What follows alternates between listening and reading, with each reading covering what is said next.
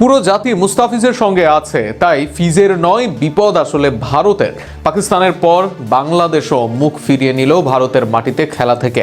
নেটিজেনরা মজার ছলে বলছেন, একটা সময় দেখা যাবে ভারতের বন্ধু শুধুই ইন্ডিয়া, তাদের বিপক্ষে খেলার অন্য কোনো দলই থাকবে না। এ যেন এক ফিজের তারকা খ্যাতির কাছে বিপদে পড়তে হচ্ছে ভারতকেই। আরো শুনুন প্রতিবেদন। তথ্য উপদেষ্টার বক্তব্যে স্পষ্ট হয়, এবার আইপিএল সম্প্রচার নিষিদ্ধ হতে পারে বাংলাদেশে। এদিকে সরকারের হস্তক্ষেপে ইতোমধ্যে ভারতে না যাওয়ার সিদ্ধান্ত জানিয়েছে বিসিবি। এক মুস্তাফিজকে 9 কোটি টাকায় কিনে যেমন 18 কোটি মানুষের সমর্থন পেয়েছিল আইপিএল, তেমনি এবার আইপিএল সম্প্রচারে বাংলাদেশ থেকে পাওয়া অর্থের ফুটো কড়িও মিলবে না ভারতের।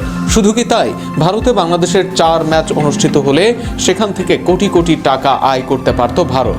তবে এখন সেই ম্যাচগুলো যাচ্ছে শ্রীলঙ্কায়। তাছাড়া গ্রুপ পর্ব শেষ হলে বাংলাদেশের সাথে ভারতের ম্যাচ পড়লে সেই ম্যাচ খেলতে শ্রীলঙ্কায় যেতে হবে ভারতকে। কেননা বাংলাদেশের ক্রীড়া উপদেষ্টা নিশ্চিত হয়ে এক পোস্টে লিখেছেন, বিশ্বকাপ খেলতে ভারতে যাবে না বাংলাদেশ। আজ এই সিদ্ধান্ত নিয়েছে বাংলাদেশ ক্রিকেট বোর্ড। ভারতের ক্রিকেট বোর্ডের উগ্র সাম্প্রদায়িক নীতির প্রেক্ষিতে গৃহীত এই সিদ্ধান্তকে স্বাগত জানাই। এদিকে নেটিজেনরা বলছেন, একে একে এভাবে ভারতকে সবাই বয়কট করা শুরু করবে।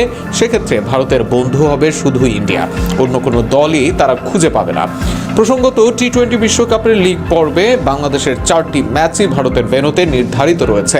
তবে সেখানে খেলবে না জানিয়ে আন্তর্জাতিক ক্রিকেট কাউন্সিলের কাছে আনুষ্ঠানিকভাবে চিঠি পাঠিয়েছে বিসিবি। প্রথমে 3টি বিষয়ে আইসিসিকে চিঠি দেওয়ার কথা থাকলেও শেষ পর্যন্ত একটি দাবিতেই সীমাবদ্ধ থাকে বিসিবি। রোববার দুপুরে 17 জন বোর্ড পরিচালকের বৈঠকে টি-20 বিশ্বকাপ সংক্রান্ত এই সিদ্ধান্ত নেওয়া হয়। আইসিসিকে পাঠানো ইমেইলে বিসিবি জানিয়েছে, নিরাপত্তাজনিত শঙ্কার কারণে ভারতে টি-20 বিশ্বকাপে বাংলাদেশ দল পাঠানো সম্ভব নয়। এ কারণে ভেন্যু পরিবর্তনের আবেদনও জানানো হয়েছে।